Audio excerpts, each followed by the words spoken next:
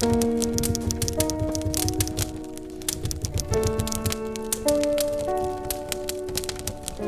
Christmas Eve, 1945, Fayetteville, West Virginia. The Sodder family are tucked into bed, and at 1 a.m, the house engulfed in a roaring inferno. George and Jennie Sodder escape with their 4 children, but 5 are trapped upstairs. The house burns to the ground in less than an hour, but when the ashes cool, the horror begins, because there are no bones, no teeth, no remains, nothing. For the next 40 years, the Sodders would maintain a billboard on Route 16 with the photos of their 5 children.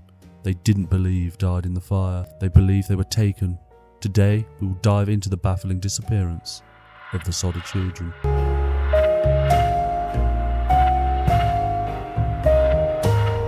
George and Jennie Sodder were Italian immigrants who built a successful trucking business. On Christmas Eve, 9 of their 10 children were home. The oldest son was in the army. At midnight, the phone rang. Jennie answered, a woman's voice asking for a name that she didn't recognise, followed by weird laughter. Shortly after, Jennie heard a loud thump on the roof, but went back to sleep. At 1:30 a.m, she woke to the smell of smoke. The house was blazing. George tried to save 5 children upstairs, Maurice, Martha, Louise, Jennie and Betty, but everything that could go wrong did go wrong. The ladder.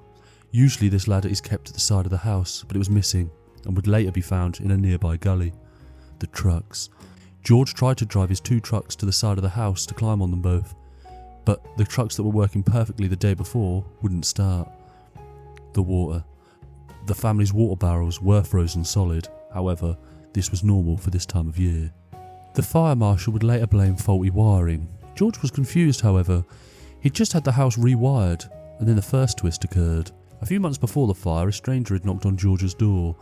He saw the fuse box and warned, "This is going to cause a fire one day." Then he added, "Your house is going up in smoke and your children are going to be destroyed because of your dirty remarks you've been making about Mussolini." George was an outspoken critic of the Italian dictator. This led the family to believe the fire was arson and a kidnapping orchestrated by the Sicilian mafia or local fascists. But the biggest mystery was the bones. A house fire, even a hot one, doesn't incinerate bones in 45 minutes. A crematorium takes 2 hours at much higher temperature to break down the skeleton, and yet the coroner found nothing. Over the years, tips flooded in. A waitress in Charleston claimed she served the 5 children breakfast the morning after the fire, and another woman in a hotel in Charleston said she saw 2 men and 2 women of Italian extraction. Then, in 1967, 22 years after the fire, Jennie Sodder received a letter. It was postmarked from Central City, Kentucky, but with no return address. Inside was a photo of a young man in his 20s. On the back it read Louis Sodder, "I love brother Frankie, Lil Boys, 890132. The man in the photo looked remarkably like Louis would have looked. The Sodders hired a private investigator to go to Kentucky. He went and was never heard from again. Back to the night of the fire. Remember that thump that Jennie heard just before the fire engulfed? For years it was dismissed as a falling branch or the house settling, but after the fire, a startling discovery was made in the back garden. George and his surviving children found a hard, green, rubber-based object, and it looked like a pineapple bomb. This suggested that the fire didn't start in the walls from faulty wiring. Instead, somebody had climbed onto the roof or stood in the back garden and hurled a firebomb onto the house. This changed everything.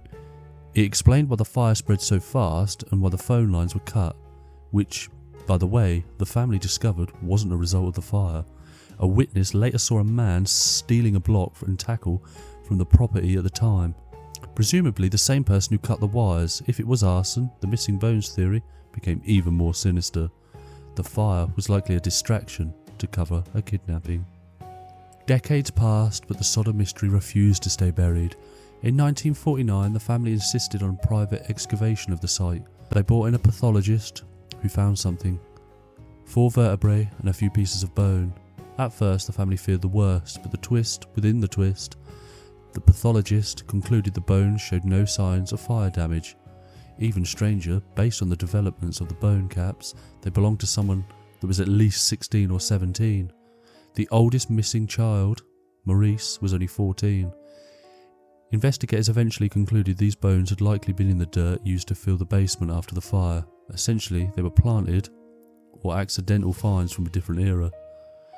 In recent years, the surviving descendants, led by the youngest daughter Sylvia before her passing in 2021, continued the fight.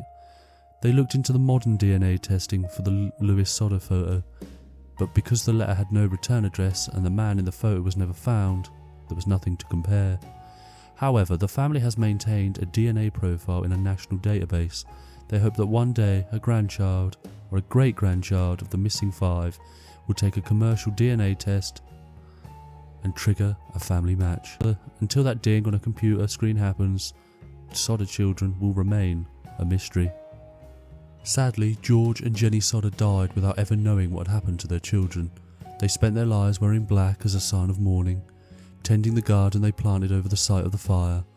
Was it a tragic accident where the remains were simply missed by a small town fire department, or was it a sophisticated kidnapping carried out by a political faction? The 5 children, Maurice, Martha, Louis, Jennie and Betty, remain missing to this day. One of the most haunted cold cases in American history. What do you think? Did the child perish in the fire? Or was the photo Jennie received proof that Louis was still out there? Let me know in the comments.